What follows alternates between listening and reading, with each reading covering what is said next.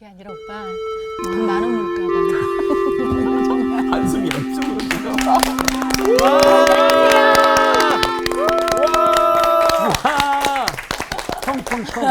안녕하세요. 안녕하세요.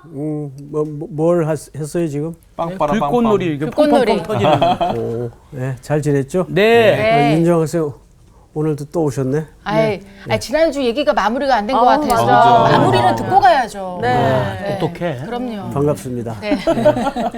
자, 오늘 복습은 네, 접니다. 예, 오늘 패스하고 지나가겠습니다. 아유, 내가 한다 그럴 걸.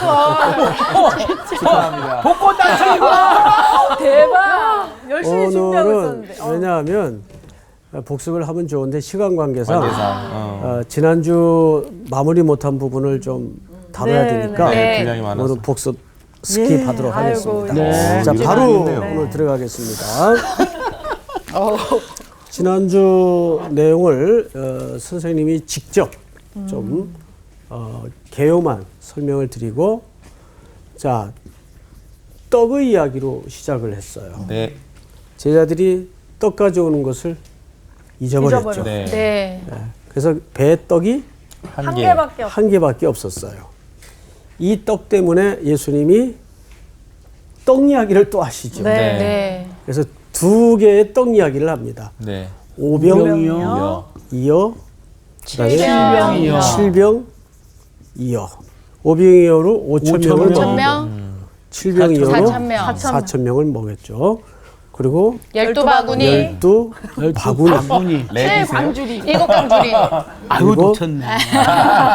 광주리. 자, 이 두 개의 사건이 유대인을 향한 설명이었다면 네. 본질은 같은데 네. 향후 이 복음이 이방인. 이방인. 이방인을 향해 넘어갈 것을 네. 네. 말씀하셨어요. 네. 자, 근데 예수님이 여기서 우리가 한 가지 지난주 다루지 못했던 영역이 뭐냐면 떡 한 개를 얘기하시다가 누룩을 조심하라 그랬어요. 네. 네. 누룩.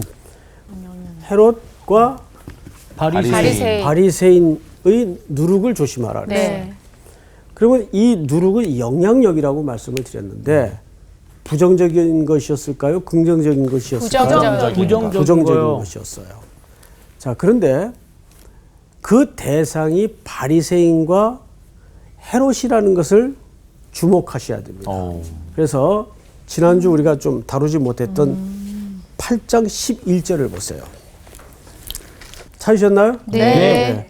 바리새인들이 나와서 예수를 뭐 했죠? 힐난하며. 힐라이라는 말은 그 원문을 보면 맹렬하게 비난한다 그 뜻이에요. 힐난하며 그를 시험하여 하늘로부터 오는 뭐를 구하거늘? 표적을 구한대요. 하늘로부터 오는 표적을 구했어요. 누가? 이 사람들이. 바리새인. 하늘로부터 오는 표적. 유대인들은 사실상 이 표적을 굉장히 좋아해요.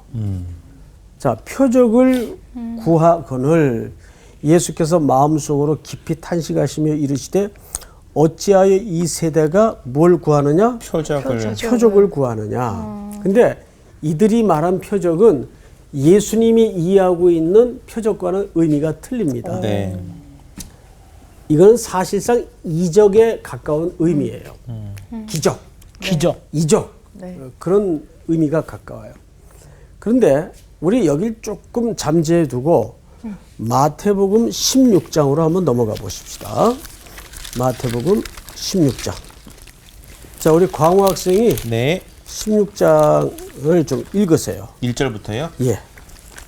바리새인과 사두개인들이 와서 예수를 시험하여 하늘로부터 오는 표적 보이기를 청하니. 여기서도 표적과 보이는 걸 청했죠? 네. 자, 계속해서 우리 현기 학생이 예수께서 대답하여 이르시되 너희가 저녁에 하늘이 붉으면 날이 좋겠다 하고 아침에 하늘이 붉고 흐리면 오늘은 날이 굳겠다 하나니 너희가 날씨는 분별할 줄 알면서 시대의 표적은 분별할 수 없느냐. 예, 시대의 뭐는 표적은 분별할 수 없느냐.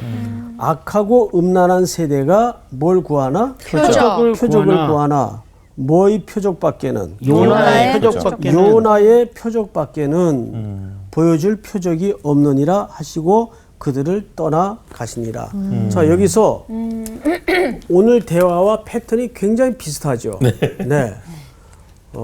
근데 예수님은 뭐밖에는 보여줄 게 없다고요? 요나의 표적. 요나의 표적밖에. 그래서 이 요나의 표적이 무엇인지를 알기 위해서는 요나의 이야기로 들어가 볼 수밖에 없겠죠. 네. 자, 우리 잠깐 구약 성경의 요나서를 한번 다 찾읍시다. 저 뒷부분에 있는데, 요나서 자, 3장 1절, 우리 향기 학생이 한번 읽어보세요. 여호와의 말씀이 두 번째로 요나에게 임하니라. 이르시되 일어나 저 큰 성읍 니느웨로 가서 내가 내게 명한 바를 그들에게 선포하라 하신지라. 자, 이게 무슨 얘기냐면 요나가 사실은 니느웨의 성에 가서 복음 전하는 것을 피하다가 1, 2장에서는 큰 풍랑을 만나 결국 물고기 뱃속에까지 들어가서 네. 사흘 있다가 회개를 하고 토해 내침을 당했죠. 네. 그리고 이제 두 번째 요나에게 말씀이 임한 겁니다. 일어나 저 큰 성읍 니느웨로 가서 내가 네게 명한 말을 그들에게 선포하라 하신지라. 이 말은 무슨 얘기냐면 복음을 전하라 그 말이에요. 네. 전도하라. 자, 그런데 니느웨는 어느 나라 수도죠? 아수르의 수도예요. 아수르는 당시에 초강대국입니다. 그러니까 아수르와 유대의 관계는 우리나라와 가깝고도 먼 나라 관계만큼이나 안 좋아요. 정서적으로 뿐만 아니라 정치적으로도. 네. 근데 그 나라 수도에 가서 수도가 니느웨이예요. 수도에 가서 복음을 전하는 거예요. 아이고 그러면 어렵지, 우리 어렵지. 윤정 학생 같은 경우에는 선뜻 아멘 아유. 이런 반응이 나오겠어요? 하필 왜 제가 거기를 가요? 상훈이도 있는데. 상훈이를 추천합니다. 저는 상훈 이렇게. 오빠라고 해주세요. 상훈 오빠. 아 그렇군요. 자, 그 정도의 관계예요. 네. 정치적으로, 종교적으로. 게다가 너무 아수르에게 공고함을 당했고. 네. 근데 그 나라 수도에 가서 복음을 전하라는 거예요.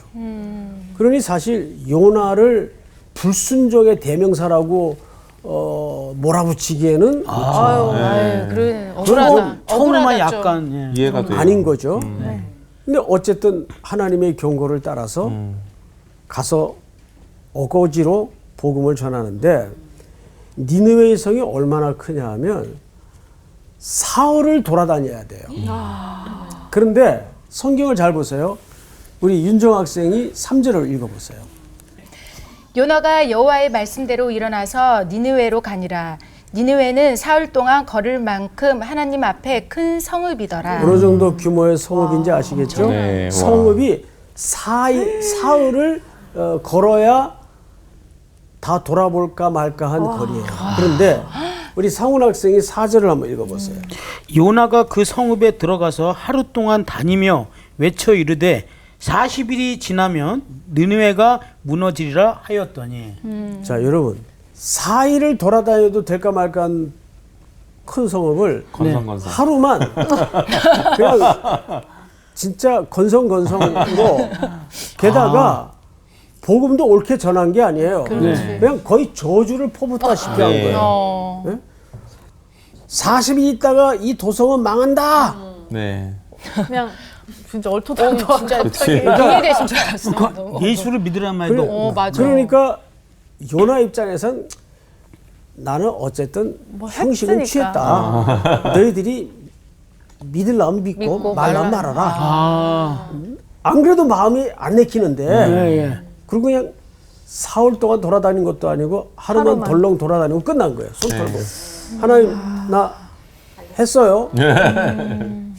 그 이런 복음 선포를 듣고 누가 회개하겠어요. 그런데 짐승까지 회개를 하는 역사가 있다. 대박 사건. 짐승까지. 대박 사건. 자, 깜짝 놀랐어. 세상에. 5절을 보세요. 5절을 광우 학생 읽어보세요. 니느웨 사람들이 하나님을 믿고 금식을 선포하고 높고 낮은 자를 막론하고 굵은 베옷을 입은지라. 대박이다. 그 일이 니느웨 왕에게 들림에 왕이 보좌에서 일어나 왕복을 벗고 어머. 굽은 베옷을 입고 왕까지. 제 위에 앉으니라. 7절 향기 학생이 와. 왕과 그의 대신들이 조서를 내려 니느웨에 선포하여 이르되 사람이나 짐승이나 소떼나 양떼나 아무것도 입에 대지 말지니 곧 먹지도 말 것이요 대박. 물도 마시지 말 것이며 사람이든지 짐승이든지 다 굵은 베옷을 입을 것이요. 예. 와. 그러니까 짐승한테도 입혔어. 이게 제일 놀란 게 누굴까요? 니느웨. 아니, 자, 요나지. 요나. 자신이지. 요나. 요나. 아니, 이게 뭔 일이야 싶지. 아, 왜 그래요? 그러니까 진짜 니네가 왜 놀래? 요나가 제일 놀랬죠. 그렇죠. 요나가. 네. 그러니까 요나의 이해 속에는 이방을 향한 편견을 뛰어넘지 못한 거예요. 아, 그게 유독 심했던 종자들이 이 사람들입니다. 편견.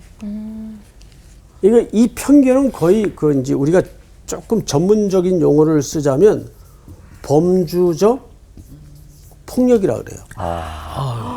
전문 용어 잘 모르겠다. 여러분 그 편견은 폭력입니다. 네. 우리가 잘못된 편견을 가지고 어떤 사물이나 사람에 대해서 사실은 폭력을 가할 때가 많아요. 네. 이걸 보통 범주적 폭력이라고 그래요. 네. 아. 이거 조심해야 돼요. 우리가. 자, 그런데 오늘 이 마가복음 8장에서 말하고자 하는 게 바로 여기 있습니다.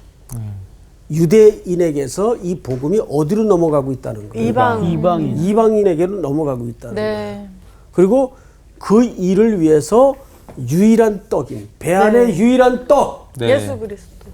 예수 그리스도가 이 땅에 죽기 위해서 오셨다. 네. 이것을 우리 지난 시간에 연장 수업의 마지막 부분으로서 에베소서 2장을 보시면 자 찾으세요. 에베소서 11절 11절이요? 2장 11절 우리 상훈 학생이 한번 읽어보세요.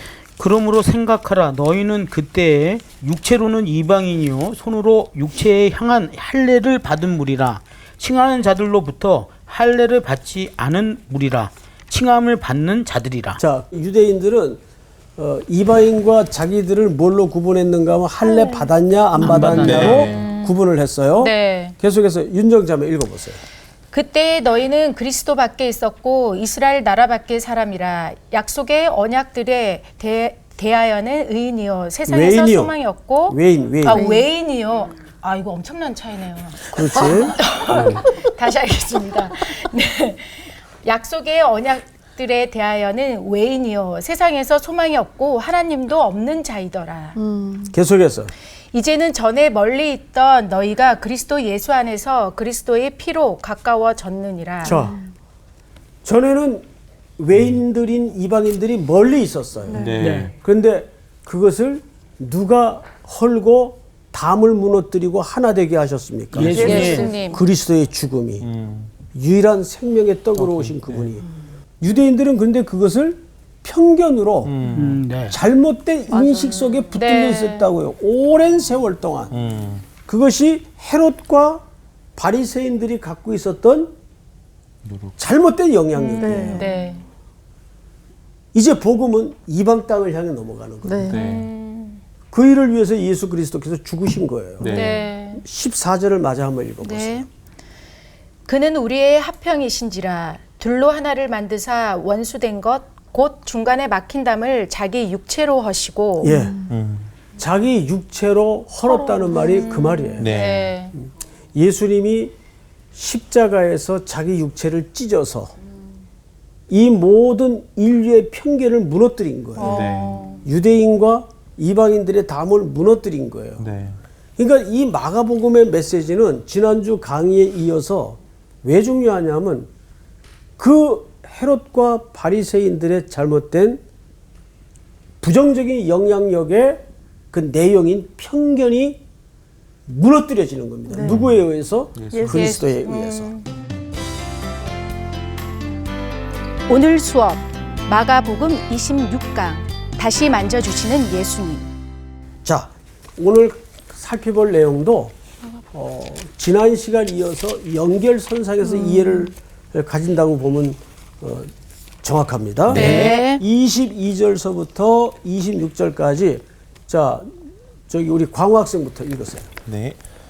베세다의 이름에 사람들이 맹인 한 사람을 데리고 예수께 나와 손대시기를 구하거늘 예수께서 맹인의 손을 붙잡으시고 마을 밖으로 데리고 나가사 눈에 침을 뱉으시며 그에게 안수하시고 무엇이 보이느냐 물으시니 쳐다보며 이르되 사람들이 보이나이다. 나무 같은 것들이 걸어가는 것을 보이나이다 하거늘 이에 그 눈에 다시 안수하심에 그가 주목하여 보더니 나아서 모든 것을 밝히 보는지라.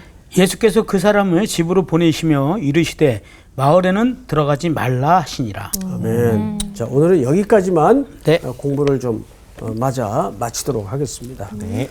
그러니까 지난주 수업과 오늘 내용은 따로 별개의 내용이 아닌 연결선상에서의 내용이다. 네. 네. 자 이제 방금 우리 광호 학생부터 쭉 성경 본문을 잘 읽었어요. 성경 보지 말고 저를 보세요. 네. 제일 많이 등장한 단어가 어떤 단어인 것 같아요? 보인다. 그렇죠. 보다. 네. 보다. 자 그런데 이 보다에도 여러 가지 레벨이 있을 수 있어요. 네. 아, 레벨이요. 네. 예를 들어 이제 우리가 이렇게 물리적인 생물학적인 눈으로 보는 것은 시. 그냥 이렇게 물체를 보는 거예요. 네. 그런데 내가 이렇게 상훈 학생을 보면 네. 상훈 학생을 그냥 시각으로 봤다는 얘기가 아니죠. 네. 그렇죠, 그렇죠. 내가 그동안 상훈 학생을 13년 동안 이렇게 쭉. 웃으면서 말해주시면 안 될까요? 너무 무섭게 얘기해주니까. 쭉 지켜보니까 좋아. 자 지금 말한 본다는 뭘 봤다는 걸까요? 그의 삶을 그 사람의 어떤 성품과 됨됨이와 인격과 그렇죠. 네. 다 그런데 봤네. 오늘 내용 속에 그 단계가 다 차이가 나요. 그런데 여기에 참 감격이 있어요. 자, 그 부분을 우리가 오늘 마무리 겸 해서 확인을 좀 하도록 하겠습니다. 22절을 잘 보세요. 벳세다의 이름에 사람들이 맹인 한 사람을 데리고 예수께 나와 손 대시기를 구했다 이렇게 돼 있어요. 제가 사실 그 첫 목회 생활을 맹인 교회에서 네, 네. 장애인 오래 계셨잖아요. 교회에서 그리고 맹인 학교에서 네. 아이들과 함께 한 13년간을 와, 13년. 같이 먹고 자고 살고 그랬어요. 그래서 그 앞을 보지 못하는 친구들의 그 깊이 숨겨진 고통을 잘하시겠다. 그들만큼이야 네. 모르지만 조금은 알아요. 네. 근데 정말 신기한 게 많습니다, 여러분. 제가 이제 그 섬기던 교회 목사님도 맹인이시고 보는 사람은 저 하나밖에 없었어요. 그리고 이제 장로님들도 다 맹인이세요. 네. 아이고. 근데 그 장로님 중에 한 분이 라디오 전파상을 하셨어요. 맹인이신데. 근데 다 이렇게 감각으로 네. 라디오를 다 고치세요. 와, 대단하다. 대박이다. 안 믿겨지죠? 대박이다. 예. 그러니까 감각으로 아는 거예요. 희한하다. 그러니까 이런 것 같아요. 그런가 보다. 사람이 어느 한 감각기관이 닫히면 맞아요. 다른 쪽이 개발되거나 발달이 열릴 돼요. 수가 있어요. 네, 그러니까 네. 촉감으로 그거를 다 아는 거죠. 대단하다. 대단하다. 예. 제가 이제 그 신방하느라고 어느 이제 성도 한 분을 가이드를 해가지고 앞을 보지 못하니까 이렇게 가는데 갑자기 이렇게 가시다가 어유 공사 많이 했네 그래요. 그건 좀 이상. 길을 가다가 그래서 멋인 거 아니에요? 제가 너무 놀래가지고 지금 어떻게 아세요? 그랬더니 에이 땅이 올라와 있잖아요. 그래요. 그랬더니 흙을 파서 옆에다가 흙을 올려놨죠. 아. 그러니까 그분이 지나가는 그 평소 다니던 길인데 달라. 길이 좀 높아 있단 말이에요. 그러니까 이분이 이제 그걸 감각으로 아는 거예요. 아니, 공사 많이 했네. 그러니까 저는 얼마나 놀래요. 네? 그런데도 그분들은 마지막 목적이 보고 싶은 거예요. 보고 싶은 거. 맞아. 한 번은 비가 많이 오는 날인데 이제 예배 다 마치고 성도들이 다 돌아갔어요. 그러니까 남이 지붕 밑에 다락방 같은 교회였는데 뭐 천장도 낮고 천장 아래 지붕 위에 사이 다락방이라고 그러잖아요. 거기 이제 교회가 있었어요. 쥐도 같이 살고 그랬어요. 그 이제 그 어느 자매 한 분이 이제 누가 데리러 가야 되니까 비가 막 오는데 혼자 피아노 앞에 가서 앉더니 피아노를 막 제 빗소리에 맞춰서 저는 이제 그때 그 교회 사찰이었으니까 메인 교회 청소하는 사람이었어요. 열심히 청소를 하고 있는데 갑자기 꽝! 피아노 건반 소리가 나는 거예요. 놀래가지고 피아노 있는 쪽을 보니까 이 자매가 이렇게 엎으러져가지고 있어요. 그래서 이제 다가가서 왜 그래요? 아무개 자매. 선생님 보고 싶어요. 네, 보고 싶어요. 그러니까 그 장면이 그 비가 많이 오는 날인데 누군가의 도움 없이는 움직일 수 없는 자기의 입장 또 쌓여진 고통들 이런 게 이제 피아노를 치다가 한꺼번에 이렇게 쏟아져 터진 것 같아요. 그러니까 앞을 보지 못하고 산다는 것은 정말 공고한 거예요. 그래서 성경에서도 이사야서의 글을 보면 종말론적인 완성의 그림을 뭘로 설명하냐 하면 보지 못하던 자들이 보게 되고 말 못하는 자들이 입이 열리고 듣지 못하는 자들이 귀가 열린다 그래요. 근데 지금 집중적으로 예수님이 오셔서 주로 어떤 치유를 펼치고 다니십니까? 바로 그 일을 펼치고 다니시고. 그러니까 이것은 뭘 얘기하냐면 우리가 이것을 단순히 치유 기사로만 이해해서는 안 돼요. 아, 이것은 예수님의 종말론적인 완성을 설명하는 그림이다. 이렇게 이해를 해야 됩니다. 아시겠어요, 여러분? 그러니까 성경에 예수님이 펼쳐가시는 치유 기사는 종말론적인 사인. 그러니까 언제부터 종말이죠, 우리 광호 학생? 지금 예수님이 오시는 그 시간부터 다시 오실 그 시간까지를 우리는 종말이라고 합니다. 네네네. 이것이 우리 개혁주의 입장에서의 종말론적인 시간 개념이에요. 그러니까 가장 중요한 인식은 오늘이 내 인생의 마지막 날처럼 살아야 돼요. 오늘이. 그러면 모든 세상에 대한 해석이 다 달라져요. 저 오늘 우리가 이 만남과 공부가 마지막이라면 열심히 해야지. 열심히 해야죠. 그렇죠? 네. 자꾸 졸고 딴짓하고 그러면 안 되겠죠? 예. 그리고 오늘 상훈 학생과 내가 마지막 만남이라면 얼마나 애틋하겠어요. 다시 볼 수 없는 형제라면. 그렇잖아요. 네, 네. 오늘 아내를 다시 볼 수 없어요. 오늘 우리가 드리는 예배가 다시 돌아올 수 없는 예배예요. 그러면 그 예배가, 그 만남이, 그 섬김이 얼마나 올인할 수밖에 없을까요? 그러니까 예수 믿는 사람은 늘 처음처럼 살아서는 안 돼요. 그거는 이거 하는 사람들이 갑자기 늘 뭐처럼? 마지막처럼. 자, 그런데 갑자기 내가 왜 그런 제스처를 자, 22절을 다시 보세요. 22절.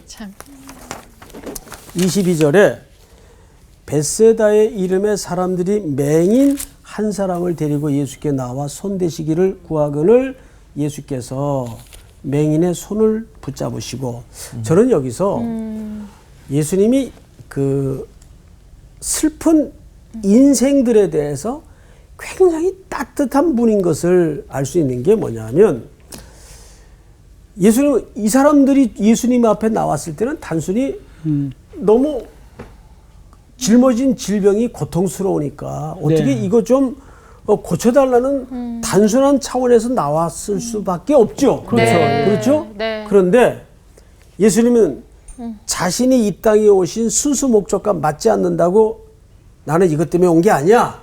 이렇게 말하지 않았어요. 그 고통을 끌어안아 주시면서 하나님의 드러내시고자 하는 메시지를 계속 가르치신다는 거예요. 네. 약점을 들춰내지 않으시고 그 주님 앞으로 가지고 나오는 슬픈 사연들을 끌어안고 하나님의 메시지를 승화시킨다는 거예요. 자, 여기 보세요.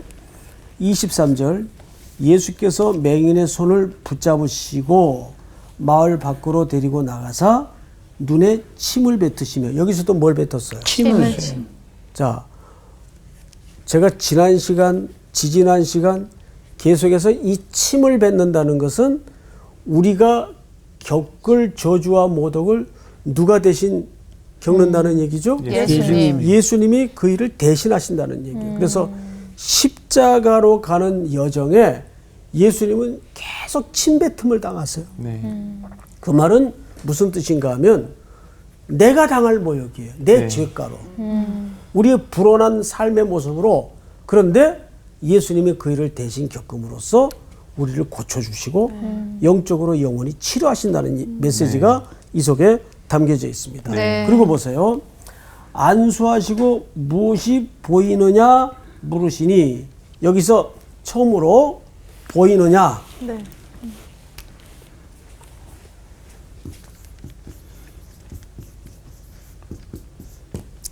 여기서 물었던 보이느냐는 어떤 차원인가? 1차 원적인 차원이에요. 네. 물체 같은 게 네. 보이냐? 보입니까? 안 보입니까? 네. 그 뜻이에요. 자, 우리 이제 뭐라 그러죠? 이식 수술을 할 때 네. 네. 이제 처음에 의사분들이 다 수술을 하고 나서 이제 눈에 감겨졌던 붕대를 풀 때 그 얼마나 정말 그 환희스러울까요? 진짜 처음에 의사가 뭐라고 묻죠? 보여요? 뭐가 보여? 뭐가 보여요? 그래요. 그러면 그것은 뭘 얘기하는 거죠?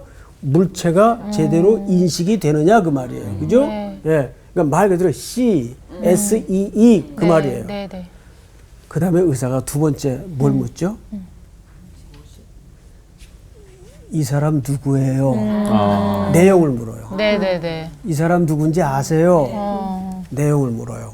그러니까 보이는 단계도 다 차원이 틀리단 말이에요. 네. 그 다음에 뭐라고 물으시나 보세요. 24절. 쳐다보며 이르되 사람들이 보이나이다. 그런데 이 사람 표현이 아주 재밌어요. 나무 같은 것들이 걸어가는 것을 보나이다 하거든요. 어허. 그러니까 이분은 중도 실명자가 아니에요. 아. 맹인에는 두 종류의 맹인이 있습니다. 우리가 중간에 이렇게 멀쩡히 우리처럼 살다가 사고로 질병으로 눈을 못 보는 분들을 보통 중도 실명자라고 그래요. 그런데 날 때부터 보지 못하는 분들이 있어요. 그러니까 이분들은 예를 들어서 색깔도 구분할 수 없고 그래서 그 어린 그 맹학교 학생들에게 설교를 할 때 제가 제일 그 곤욕스러웠던 것이 뭐냐 하면 한 번도 사물에 대해서 이렇게 정확히 인지한 경험이 없는 아이들에게 어떤 상황을 순수하게 언어로 설명을 해야 될 때. 그게 제일 어려워요. 그렇겠다. 시뻘건 불길이 활활 타오릅니다. 그럼 걔들은 시뻘건 거 본 적이 없는데. 맞아. 예? 그래서 그때만큼 하나님 앞에 기도하면서 이 어휘력과 언어의 문제에 대해서 고민을 가졌던 적이 없어요. 근데 그때 그 고민이 지금 설교자로 사는 제게는 참 많은 도움이 됐어요. 사실은. 그러니까 여기 이 사람이 하는 얘기가 나무는 만져보긴 했을 거 아니에요. 네네네. 그러니까 뭐 이렇게 보이는데 나무 같은 것들이 걸어다닙니다. 이렇게 설명이 되는 거예요. 네네. 자, 이거는 뭐죠? 그냥 말 그대로 날 때부터. 팩트. 네. 팩트를 본 거예요. 그 다음에 보세요. 쳐다보며 이르되 사람들이 보이나이다. 나무 같은 것들이 걸어가는 것을 보나이다 하거늘. 25절을 다 같이 한번 읽어보세요. 시작. 이에 그 눈에 다시 안수하심에 그가 주목하여 보더니 나아서 모든 것을 밝히 보는지라. 자, 여기에서 주목하여 보더니 나아서 모든 것을 어떻게 보는지라? 밝히 보는. 예, 밝히 보는지라. 여기 밝히 보다라는 말은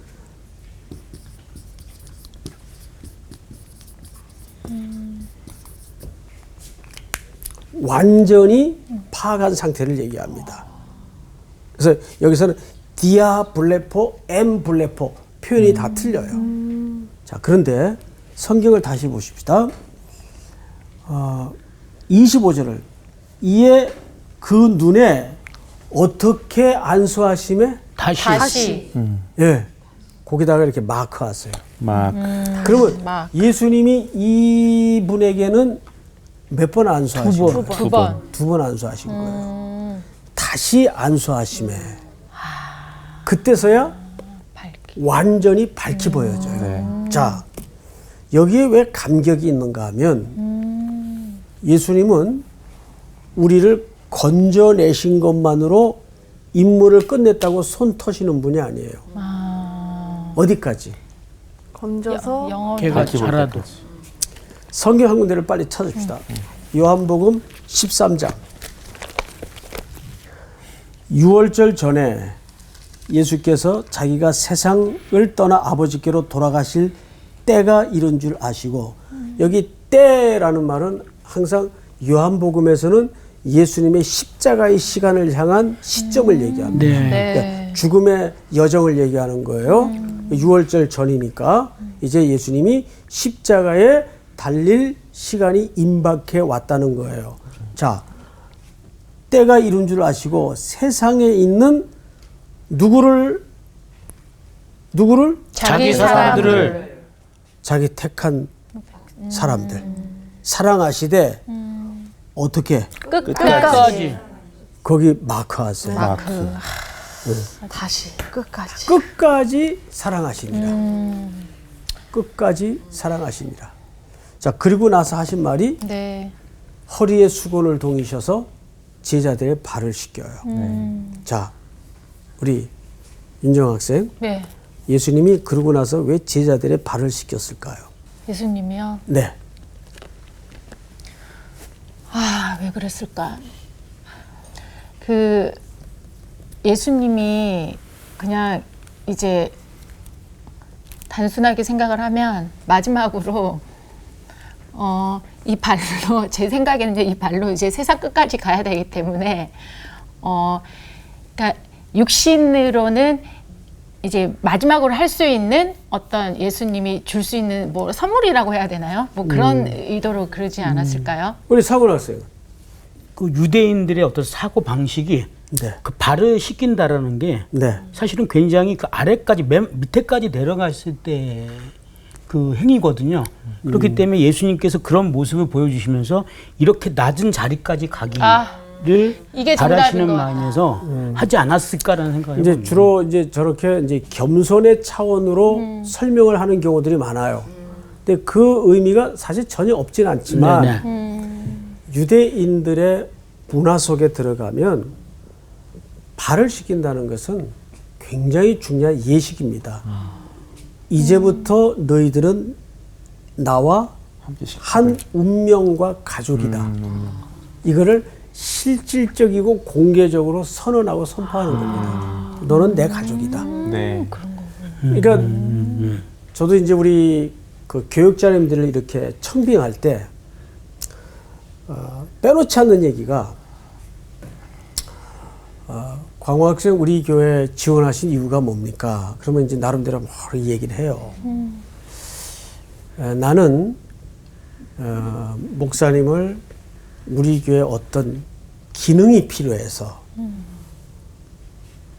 청빙하고자 하는 것이 아니라 우리 교회에 가족의 일원으로서 공동체 일원으로서 앞으로 비전과 목회의 꿈을 같이 이루기 위해서 모시는 건데 가족이라는 말을 써요. 그러니까 제자들의 발을 씻긴다는 것은 사실은 이제 너희들은 온전히 나와 한 공동체요 가족이라는 개념이 이 세족칙 속에 선포되고 있는 거예요. 네.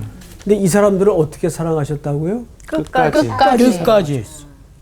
예수님은 얘 안 되겠다. 손 터는 분이 아니에요. 태평양을 건너 대서양을 대서양을 건너서라도 건너 인도양을 건너서 무조건 무조건이야. 무조건이에요. 예수님은. 그 2002년 월드컵 대회 때 안정환 선수가 페널티킥을 네. 실축을 했어요. 웬만한 감독 같으면 잘못해서라기보다도 얘가 이게 좀 마음이 위축됐을 테니까는 이게 게임 안 되겠다. 뺐을 거예요, 후반전에. 이게 어떡하죠? 밀고 끝까지 뛰게 해요. 이게 결승골을 누가 넣습니까? 안정환이. 안정환 선수가 넣었어요. 그러니까 실패했지만 끝까지 믿어주고 책임져 주는 거예요. 그 대표적인 사례가 실패하고 낙향한 베드로를 디베리아 바닷가까지 다시 사랑의 추적자가 되어서 쫓아가셔서 끝까지 질문했던 요지가 뭐였어요? 네가 나를 사랑하니? 너 왜 그랬어? 너 지금도 나 사랑하니? 이 하나를 확인하셨어요. 면목 없지만 내가 주를 사랑하나이다. 그 대답을 듣고 사도직을 회복하세요. 그 바닷가에서. 그리고 양떼를 맡기죠. 내 양을 치라, 내 양을 먹이라, 내 양을 치라. 그 사도직의 회복을 얘기하는 거예요. 그러니까 예수님이 다시 안수하시사는 한 번 택한 자기의 사람들은 우리 그 구원론에 보면 견인이라는 과정이 있어요. 견인. 예. 끝까지 하나님께서 완성하신다는 뜻입니다. 네. 그러니까 우리는 좌절과 실패할 이유가 없어요. 네. 그 굉장한 누구에 대한 도전입니까? 하나님에 대한 교만이고 예수님에 대한 도전이에요. 네. 내가 포기 안 한다는데 네가 왜 너를 포기해? 예수님이 포기 안 한다는데 그 그렇죠. 얘기예요. 아, 오늘은 여기까지. 안 돼요. 감사합니다. 안 돼요. 시간 왜 이렇게 빨리 가? 내가 제일 좋아하는 찬양 중에 그 나 같은 죄인 살리심이라는 네, 찬양이 네. 있는데 그 끝에 가사 보면 그 잃었던 생명 어떤 광명을 얻었는데 그 부분이 있는데 영어 가사에는 이렇게 돼 있대. 예전엔 내가 세상을 못 봤는데 네. 이제 내가 세상을 보게 됐다고. 근데 그 장면이 그 존 뉴턴이 눈이 멀었을 때 쓴 가사래. 그러니까 눈이 멀었는데 그렇지 해주고 그 가사로 살아가려고 늘 애를 쓰는 것은 쉽지 않은 것 같아요. 나는 그 우리 송태우 목사님하고 함께 하면서 하나를 어떤 거 하나를 그 뽑아라. 그런다고 치면 그 요한계시록 강의하실 때 그 알파와 오메가에 대해서 설명해 주는 거예요. 그러니까 처음과 나중이라는 뜻도 있지만 하나님이 한 번 시작하신 일은 끝을 맺으신다라는 어떤 그 말이 그치. 나는 그게 너무 이게 나한테는 회복이 되는 거야. 아, 나를 포기하지 않으시겠구나. 그래서 나는 확실히 너무 마음이 좋더라고. 저는 이 발을 씻기는 의미를 이게 엄청난 의미가 있는지는 오늘 이제 처음 알았는데, 그러니까 예수님은 제자들의 발을 씻기셨지만 지금은 우리의 죄를 씻겨주셨잖아요. 맞아요. 그게 너무 맞아요. 감격인 것 같아요. 정말.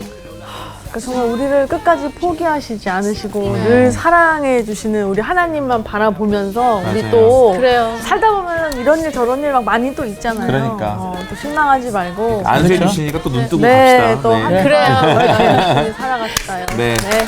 감사합니다.